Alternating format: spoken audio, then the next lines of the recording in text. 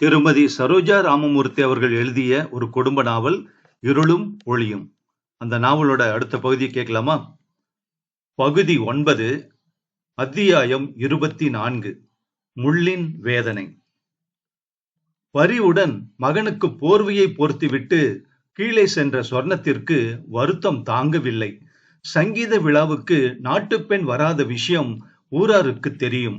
நல்லதோ கெட்டதோ எதுவும் ஊராருடைய அபிப்பிராயத்துக்கு இணங்கித்தான் நடக்க வேண்டி இருக்கிறது. இது உலக இயல்புதானே. இருந்து இருந்து ஒரே பிள்ளை, வீட்டுல லட்சணமாக நாட்டுப்பெண் இல்லாமல் வந்ததும் வராததுமாக பிறந்த வீட்டில் போய் மாச கணக்கில் உட்கார்ந்து கொண்டிருப்பது அழகாக இருக்கிறது போ என்று நாத்தனார் அளமு வேறு எப்போதும் சொர்ணத்திடம் கூறி அவள் மனதை வாட்டிக் கொண்டிருந்தாள். சாவித்திரி வருவதற்கு முன்பாவது வீட்டில் நிம்மதியும் சந்தோஷமும் நிலவி இருந்தன. தினம் தவறாமல் சரஸ்வதி விடியற் காலமும் சாயந்திரமும் பாட்டை சாதகம் செய்து வந்தாள். இப்பொழுதெல்லாம் எப்பொழுதோ அத்தி பூத்தார் போல் பாடுவது என்று வைத்துக் கொண்டு விட்டாள் சரஸ்வதி. பூஜை அறையை மெழுகும் போதும் கோலம் போடும் போதும் இறைவனுக்கு மாலை கட்டும் போதும் மட்டும் மெதுவாக மனதுக்குள் பாடிக்கொள்வாள். பிறவியிலேயே அவளுடன் கலந்துவிட்ட அந்த இசை இன்பம் அவள் மனதை விட்டு ஒரு கணமும் அகலவில்லை. வாயை திறந்து பாடினால்தான் அது பாட்டா? ஊர் ஊராகச் சென்று கச்சேரிகள் செய்தால்தான் அது சங்கீதமா? நித்திரையிலும் விழிப்பிலும் அவள் மனம் இசை இன்பத்தை அனுபவித்துக் கொண்டே இருந்தது. சரஸ்வதியின் பரந்த மனதிலும் ஒருவித துயரம் குடிகொண்டிருந்தது. அவளால் தான் வீட்டில் இவ்வளவு சச்சரவுகளும் நேர்ந்து விட்டதாக கருதினாள் அவள். இசை விழாவின் போது தான் கச்சேரி செய்ய ஒப்புக்கொண்டதே தவறு என்று நினைத்தாள். சாவித்திரியின் ஊருக்கு சென்று அவளை அழைத்து வந்து ரகுபதியிடம் சேர்த்து விடுவது என்று கூட யோசித்து பார்த்தாள் அவள். ஆனால் அங்கு அவளுக்கு எந்த விதமான வரவேற்பு கிடைக்குமோ? இதற்குள் ஊர் வதந்திகள் ஒன்றுக்கு 10ஆக இறக்கை கட்டிக்கொண்டு எப்படியெல்லாம் பறந்து சென்றிருக்கின்றனவோ. அத்தான் ரகுபதி கல்யாணம் பண்ணி கொண்ட உடனேயே அவள் அந்த வீட்டில் இருந்து விலகி சென்றிருக்க வேண்டும். அதை செய்யாமல் கண்கட்ட பிறகு சூரிய நமஸ்காரம் செய்ய புகுந்த கதையாக இப்பொழுது நினைத்து வருந்துவதில் என்ன பிரயோஜனம் இருக்கிறது? இவ்விதம் நினைத்து வருந்திக் கொண்டே சரஸ்வதி ரகுபதி கச்சேரியில் இருந்து வீடு திரும்புவதற்கு முன்பே தன் அறைக்குள் சென்று படுத்து கொண்டு விட்டாள். ரகுபதி வந்ததும் அவன் யாருடனும் அதிகம் பேசாமல் மாடிக்கு சென்று படுத்து கொண்டதையும் அறிவாள். ஸ்வர்ணம் மாடியில் இருந்து கீழே வந்ததும் வருத்தம் தாங்காமல் கண்ணீர் பெருக ஊஞ்சிலில் வந்து உட்கார்ந்தாள். எவ்வளவோ சகிப்புத்தன்மையை அடைந்திருந்த அத்தை அழுவதை பார்த்து சரஸ்வதி கவலையுடன் அவள் அருகில் வந்து உட்கார்ந்து, ஏன் அழுகிறாய் அத்தை? அத்தானுக்கு உடம்பு ஒன்றுமில்லையே என்று விசாரித்தாள். இதற்குள்ளாக அளமு ஊருக்கு புறப்படுவதற்காக மூட்டைகளை கட்டி வைத்துவிட்டு அவசரப்பட்டு கொண்டு முன்னே பின்னே விசாரியாமல் புது சம்பந்தம் செய்தாயம்மண்ணி, இப்பொழுது படுகிறாய் எல்லாவற்றுக்கும் சேர்த்து வைத்து என்று ஆத்திரத்துடன் இறைந்து பேசினாள் அளமு. ஸ்வர்ணத்துக்கு அடங்கியிருந்த துக்கமெல்லாம் பொங்கி வந்தது. இந்தாடி அம்மா, பெண்ண நான் மட்டும் போய் பார்த்து விட்டு வர்றது சரியில்லை. உன்னுடைய மருமானு தான் வந்தான். அவன் மனசுக்கு பிடிச்சிருக்கிறதுன்னு தெரிஞ்சுதான் கல்யாணம் நடந்தது. இந்த சவரனை தான் தெரியுதே என்றாள் அளமு. மறுபடியும் ஏதாவது சண்டை ஆரம்பித்து விட போகிறது என்று நினைத்த சரஸ்வதி அதட்டும் குரலில், அத்தை, அத்தானுக்கு ஒரே தலைவலி என்றானே, அவன் தூங்குகிற சமயமாக நீங்கள் இருவரும் இங்கே சண்டைக்கு ஆரம்பிக்கிறீர்களே, பாவம், அவனை பார்த்தால் வருத்தமாக இருக்கிறது. போதும், உங்கள் பேச்சை நிறுத்திக் கொள்ளுங்கள் என்று கூறிவிட்டு விற்றென்று எழுந்து கூடத்தில் பிரகாசமாக எரிந்து கொண்டிருந்த விளக்கை அணைத்துவிட்டு தன்னுடைய அறைக்குள் சென்று விட்டாள். கூடத்து மூலையில் மங்கலாக எரியும் சிறு விளக்கின் வெளிச்சத்தில் அதற்கு மேல் பேச்சை வளர்த்த இஷ்டப்படாமல் அளமு கோபத்துடன் படுக்கையில் பொத்தென்று சாய்ந்து படுத்து கொண்டு விட்டாள். மாடியில் படுத்திருந்த ரகுபதிக்கு மனபாரம் சற்று குறைந்தது.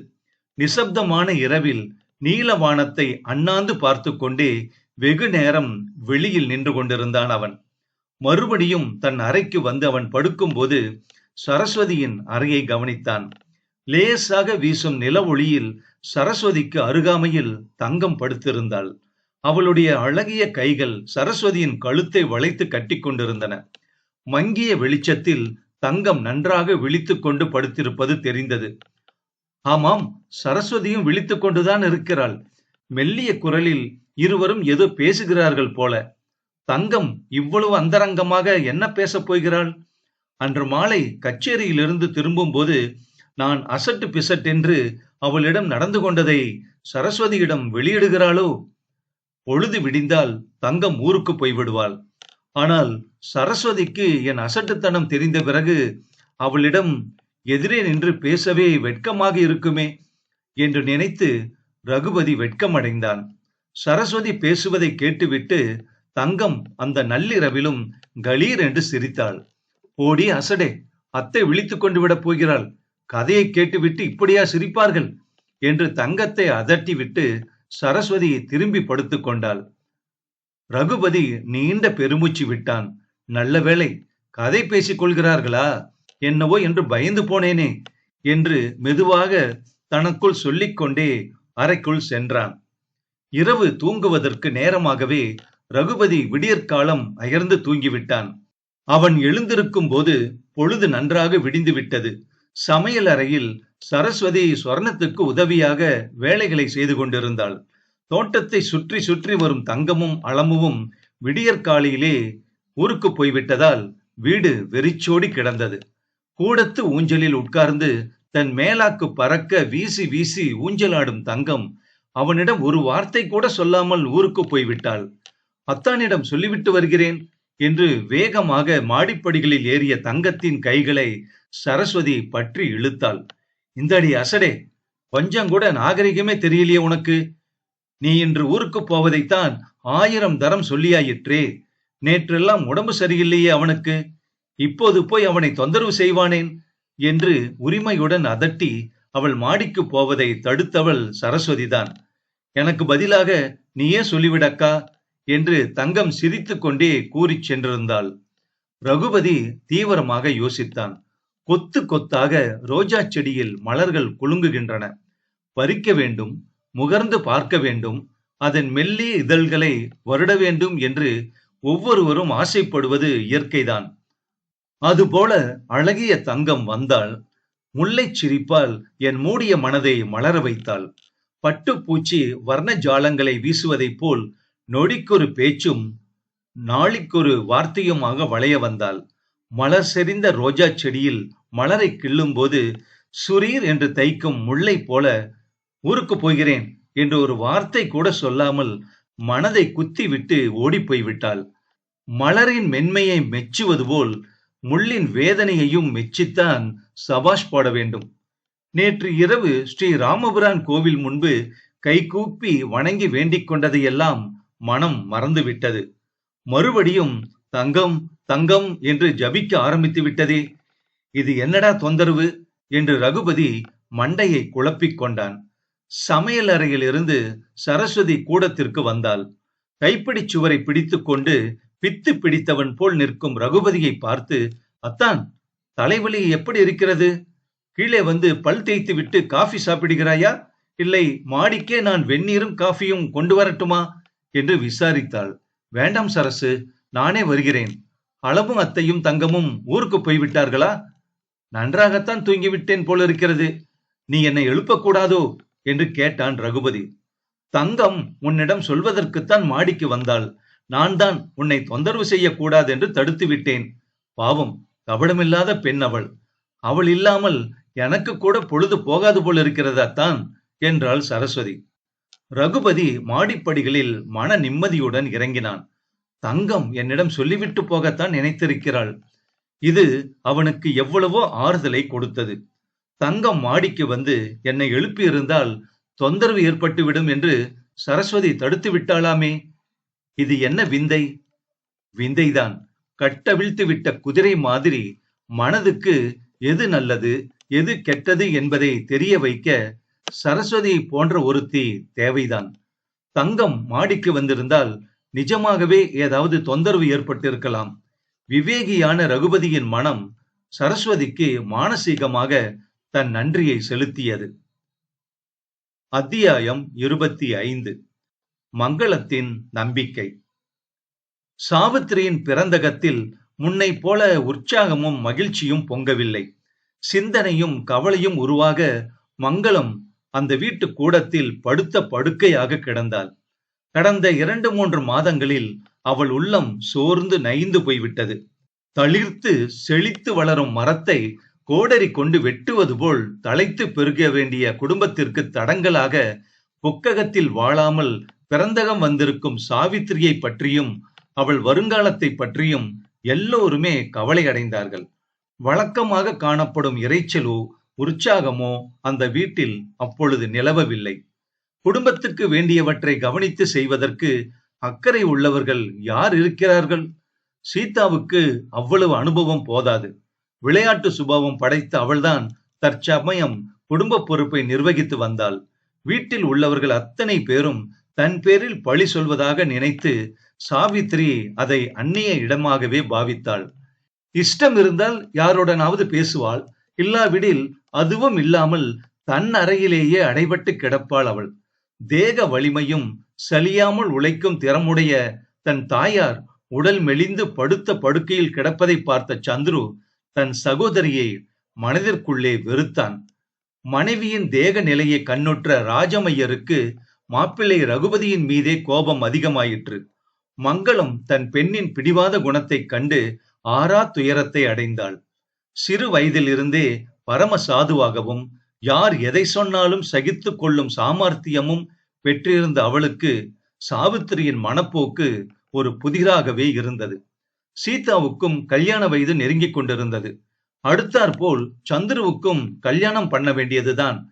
ஆனால் புக்ககத்தில் வாழ வேண்டிய பெண் கோபித்துக் கொண்டு பிறந்தகத்தில் இருக்கிறாள் என்பதை நினைக்கையில் சீதாவுக்கு வரன் தேடவோ சந்துருவுக்கு பெண் கொள்ளவோ யாருக்கும் தைரியம் ஏற்படவில்லை. படுக்கையில் கவலையே உருவமாக படுத்திருக்கும் தாயிடம் சந்துரு வந்து உட்கார்ந்தான். அன்புடன் அவள் நெற்றியில் கை வைத்து பார்த்துவிட்டு, அம்மா, உனக்கு வியாதியே ஒன்றுமில்லையாம். மன நிம்மதி இல்லாமல் உடம்பு கெட்டு போயிருப்பதாக டாக்டர் சொல்லுகிறார். உற்சாகமான மனம், அதற்கேற்ற சூழ்நிலை அமைய வேண்டும் என்று அவர் கருதுகிறார். ஆனால் நீயோ கொஞ்சமாவது மனசுக்கு ஆறுதலை தேடிக்கொள்ள மாட்டேன் என்கிறாய். சதாவும் கவலையும் கண்ணீருமாக இருந்தால் உன் உடம்பு எப்படியம்மா சரியாகும் என்று ஆசையுடன் பாசத்துடன் விசாரித்தான் தன் தாயை சந்துரு. கவலைப்படாமல் எப்படியப்பா என்னால் இருக்க முடியும்? மானத்தோடு கௌரவமாக வாழ்ந்த குடும்பமாயிற்றே நம் குடும்பம்.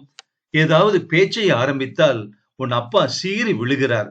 பெண்ணை நர்சுகள் பள்ளியில் சேர்க்கப் போகிறாராம். படித்துவிட்டு உத்தியோகம் செய்து சாப்பிடுகிறாளாம். அவள் ஒருத்தரிடமும் கைகட்டி நிற்க வேண்டாம் என்கிறாரே உன் அப்பா. இந்த நாளில் இது ஒரு வழக்கம் ஆரம்பித்திருக்கிறதே என்று கூறிவிட்டு வியாதியால் மெலிந்து வெளுத்து போன உதடுகளை நெளித்து வறண்ட சிரிப்பொன்றை உதிர்த்தாள் மங்களம். சந்துரு அலட்சியத்துடன் என்று கூறிவிட்டு, அவளுக்கு இருக்கிற பொறுமைக்கு நர்சுத்தியோகம் ஒன்றுதான் குறைச்சலாக இருக்கிறது. பொறுமையிலே சாட்சாத் பூமாதேவிதான் நம் சாவித்ரி என்றான். மாப்பிள்ளைதான் ஆகட்டும், இல்லை அவன் அம்மாவாகட்டும், பரம சாதுகள். இவள்தான் புருஷனுக்கும் மாமியாருக்கும் சற்று பணிந்து நடந்தால்தான் என்ன? பணிவதால் என்ன குடியா முழுகிவிடும் என்றாள் மங்களம்.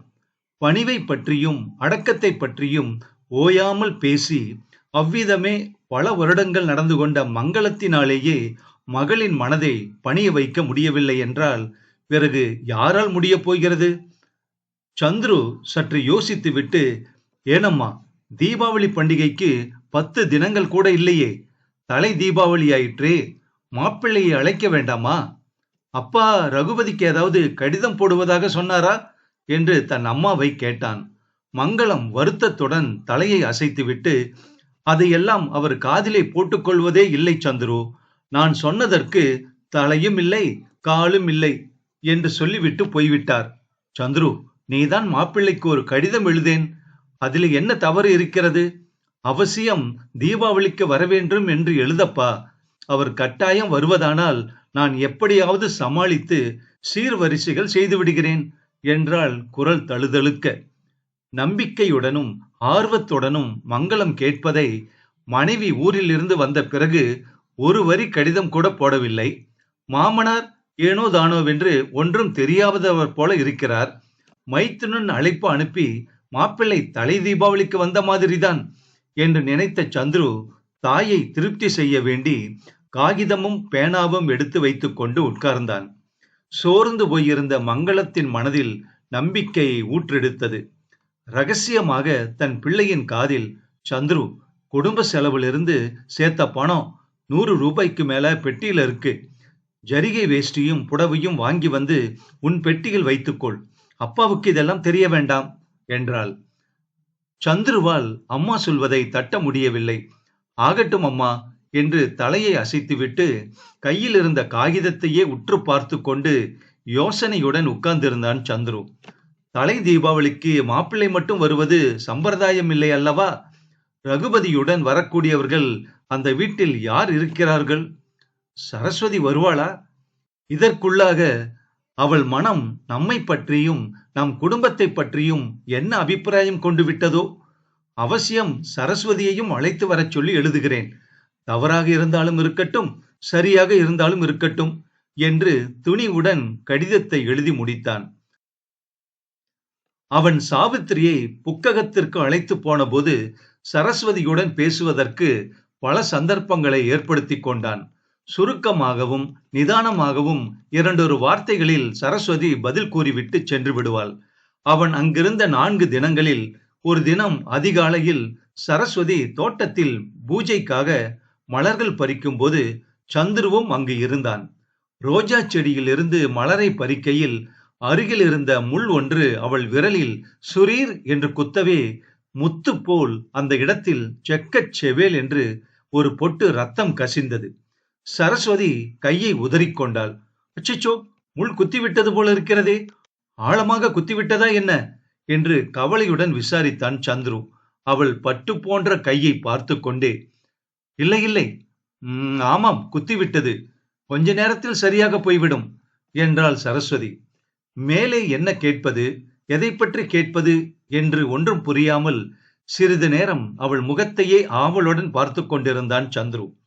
சரஸ்வதி சரசரவென்று மலர்களை பறித்து கூடையில் நிரப்பிக் கொண்டு உள்ளே சென்று விட்டாள். மறுபடியும் அன்று மாலையே ஒரு சந்திப்பு ஏற்பட்டது. மங்களம் வெகுவாக கேட்டுக்கொண்டதன் பேரில் சரஸ்வதி பாடுவதற்கு உட்கார்ந்தாள். சில பாட்டுகளை பாடிய பிறகு சரஸ்வதி வீணையை உரையில் இடுவதற்கு ஆரம்பித்த போது மங்களம் அங்கிருந்து எழுந்து சென்று விட்டாள். சண்முகப்பிரிய ராகத்தை நீ வாசித்தால் அற்புதமாக இருக்கிறது. கல்யாணத்தின் போது வாசித்தது என் மனதை விட்டு அகலவே இல்லை. மறுபடியும் இன்று அதை கேட்க ஆசைப்படுகிறேன் சரஸ்வதி என்று முறுவலுடன் கேட்டுக்கொண்டான் சந்துரு. உரையில் இட்ட வீணையை வெளியே எடுத்து வைத்து சண்முக பிரியாவை அழகாக வாசித்தாள் சரஸ்வதி. ஆவலுடன் அவளையே கவனிக்கும் சந்துருவை அவள் ஒரு தடவை கூட ஏறிட்டு பார்க்கவில்லை. பழைய சம்பவங்களை நினைத்து பெருமூச்சு விட்டான் சந்துரு. சரஸ்வதியின் மனம் ஒரு புதிர். சரஸ்வதி தேவியின் பரிபூர்ண அருளுக்கு பாத்திரமாக இருக்கும் அந்த பெண் ஒரு தெய்வீக பிறவி என்பதாக நினைத்து சந்துரு வியப்பும் மகிழ்ச்சியும் எய்தினான்.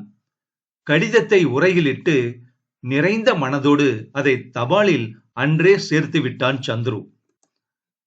அத்தியாயம் 26. தாய்க்கு பிறகு தாரம்.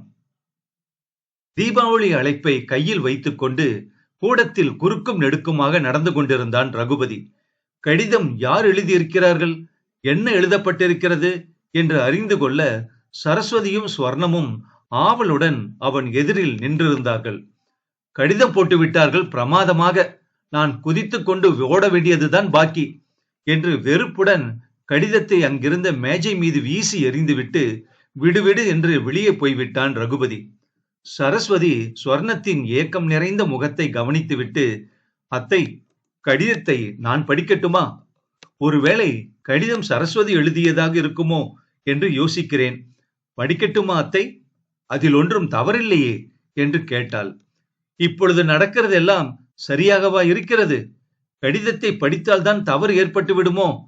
படியேன் சரஸ்வதி என்றால் ஸ்வர்ணம் பாதி கோபமாகவும் பாதி வருத்தமாகவும் சரஸ்வதியை பார்த்து. கடிதத்தை உரையில் இருந்து எடுத்து சரஸ்வதி படிக்க ஆரம்பித்தாள். அன்புள்ள ரகுபதிக்கு அநேக ஆசீர்வாதம். நீயும் உன் அம்மாவும் சௌபாக்கியவதி சரஸ்வதியும் சௌக்கியம் என்று நம்புகிறேன். தீபாவளி பண்டிகை நெருங்கி வந்து கொண்டிருக்கிறது. இந்த வருஷம் தலை தீபாவளி ஆதலால் உன் வரவை நாங்கள் ஆவலுடன் எதிர்பார்க்கிறோம்.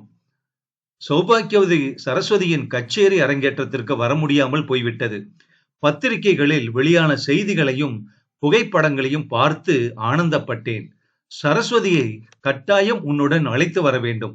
ஆவலுடன் எதிர்பார்க்கிறோம். இப்படிக்கு சந்திரசேகரன்.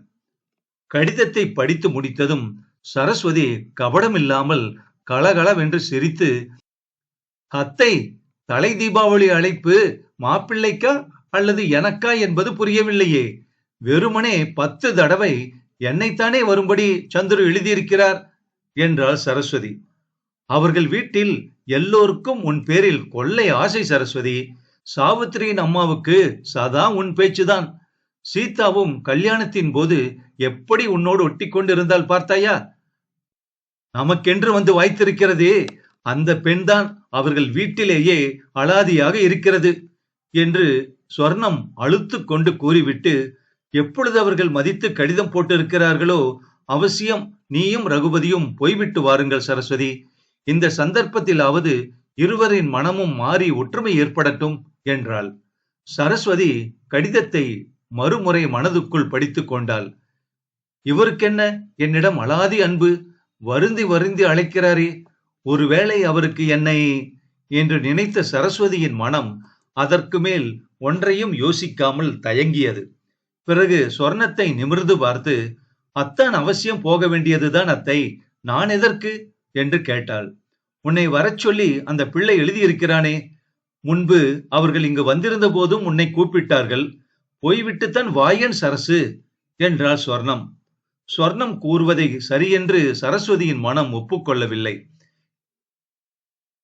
ஏற்கனவே என்னால் கணவன் மனைவி இருவருக்கும் மனஸ்தாபம் ஏற்பட்டு அதனால் பிறந்தகம் போயிருக்கிறாள் சாவித்திரி. ஊரிலும் என்னை பற்றியேதான் அவள் குடும்பத்தார் வழிசொல் கூறிக்கொண்டிருப்பார்கள். சில விஷயங்களில் ஆண்களின் சுபாவம் பரந்த நோக்கமுடையதாக இருக்கும். ஆகவேதான் சந்துரு என்னையும் வரும்படி கூப்பிடுகிறார். இதை போய் பிரமாதமாக நினைத்து கொண்டு போவது தவறு என்று சரஸ்வதி தீர்மானித்துக் கொண்டாள். வெளியே போயிருந்த ரகுபதி திரும்பியதும் ஸ்வர்ணம் மறுபடியும் கடிதத்துடன் அவன் அருகில் சென்று உட்கார்ந்து கொண்டாள். தீவிரமான யோசனையில் ஈடுபட்டிருக்கும் மகனின் முகத்தை ஆர்வத்துடன் பார்த்து கொண்டே, ரகு, என் பேரில் கோபமோ வருத்தமோ வைத்துக் கொள்ளாதே. விரோதத்தை வளர்த்து கொண்டே போனால் அது வளர்ந்து கொண்டுதான் வரும். எதையும் பாராட்டாமல் தள்ளிவிட்டோமானால் விரோதம் வளர்வதற்கு இடமில்லை அப்பா. தலை தீபாவளிக்கு மாப்பிள்ளை வரவேண்டும் என்று ஆசைப்பட்டுத்தான் அந்த பிள்ளை கடிதம் போட்டிருக்கிறான். அவன் அழைப்பிலே எல்லோருடைய அழைப்பும் கலந்திருப்பதாக பாவித்து நீ போய் வா. நான் தான் எவ்வளவு காலம் சாஸ்வதமாக இருக்கப் போகிறேன்? தாய்க்கு பிறகு தாரம் என்று சொல்லுவார்கள். எனக்கு பிறகு உன்னை பார்த்து கொள்ள வேண்டியவள் சாவித்திரிதான். அவளும் சிறியவள், உலகம் தெரியவில்லை. என் வார்த்தையை தட்டாதே ரகு என்று உருக்கமாக கூறிவிட்டு மகனின் பதிலை ஆவலுடன் எதிர்பார்த்து உட்கார்ந்திருந்தாள். தாயின் கையில் இருந்த கடிதத்தை திருப்பி பார்த்து கொண்டே, சரஸ்வதியும் வருகிறாள் இல்லையா என்று கேட்டான் ரகுபதி. உன்னுடன் போய் வா என்றுதான் நான் சொன்னேன். அவளுக்குத்தான் தனியாக ஏதோ லட்சியம், கொள்கை என்றெல்லாம் இருக்கிறதே, அவள் என்ன சொல்ல போகிறாளோ என்றாள் சொர்ணம். இதுவரையில் இவர்கள் பேச்சில் தலையிடாமல் கையில் இருந்த மீரா பஜனை கீர்த்தனங்களில் லயித்திருந்த சரஸ்வதி அத்தையை பார்த்து, இந்த விஷயத்தில் என்னை 2 பேரும் மன்னித்து விடுங்கள். இன்றைய தினசரியில் அப்பா சர்க்கார் வேலையாக அயல் நாட்டில் இருந்து சென்னை வந்து மைசூர் போவதாக செய்தி வந்திருக்கிறது. நானும் மைசூர் போக போகிறேன் அத்தை. அத்தான் மட்டும் போய் வரட்டும். என்னத்தான், நான் சொல்கிறது சரிதானே என்று கேட்டாள். 3 வருடங்களுக்கு மேலாக தகப்பனாரை பார்க்காமல் இருந்த பெண்ணை தடை செய்வது நியாயம் என்று தோன்றாமல் போகவே ஸ்வர்ணமும் ரகுபதியும் சரஸ்வதியை அதற்கு மேல் வற்புறுத்தவில்லை. அத்துடன் சரஸ்வதியிடம் ஒரு சிறப்பான அம்சம் உண்டு. மனதுக்கு பிடிக்காத விஷயமாக இருந்தாலும் சரி, கொள்கைக்கு முரணாக இருந்தாலும் சரி, அதனால் எவ்வளவு நன்மை ஏற்படுவதானாலும் விட்டு கொடுக்க மாட்டாள். சரஸ்வதி சாவித்திரியின் வீட்டுக்கு போனால் சட்டென்று சமரசம் ஏற்பட்டுவிடும். சமத்காரமாக பேசி எல்லோர் மனதையும் கவர்ந்து விடுவாள். பழைய விரோதத்தை எல்லோரும் மறந்து விடுவார்கள். ஆனால் சாவித்திரி புக்ககத்தில் இருந்த 4 மாதங்களில் ஒரு தினமாவது சரஸ்வதியிடம் இன்முகமாக பேசியதில்லை. அவளாகவே வலுவில் சென்று சாவித்திரியிடம் பேசினாலும் அவள் மதிப்பதில்லை. கடைசியாக சாவித்திரி ஊருக்கு புறப்படுவதற்கு முதல் நாள் அன்புடன் அவள் கேட்டுக்கொண்டதை கூட பாராட்டாமல் சென்ற பெண்ணுடன் நேருக்கு நேர் போய் நின்று, நான் வந்திருக்கிறேன் பார், அழையாத வீட்டுக்கு சம்பந்தியாக என்று கூறிச் செல்வதற்கு வெட்கமாக இருக்காதா? அசட்டு கௌரவமும் முரட்டு பிடிவாதமும் உடைய பெண்ணிடம் போய் கைகட்டி நிற்கும்படியான நிலைமை சரஸ்வதிக்கு ஏற்படவில்லை. என்னை 2 பேரும் மன்னித்து விடுங்கள். அவள் அத்தையிடம் கேட்டுக்கொண்ட பாவனையிலிருந்து அவள் மனதில் ஓடும் எண்ணங்களை ஸ்வர்ணம் ஒருவாறு யூகித்துக் கொண்டாள். இந்த மட்டும் பிள்ளையாவது தீபாவளிக்கு போகிறேன் என்று ஒப்புக்கொண்டானே என்று ஸ்வர்ணம் ஆறுதல் அடைந்தாள். இந்த நாவல் அடுத்த பகுதியில் தொடரும்.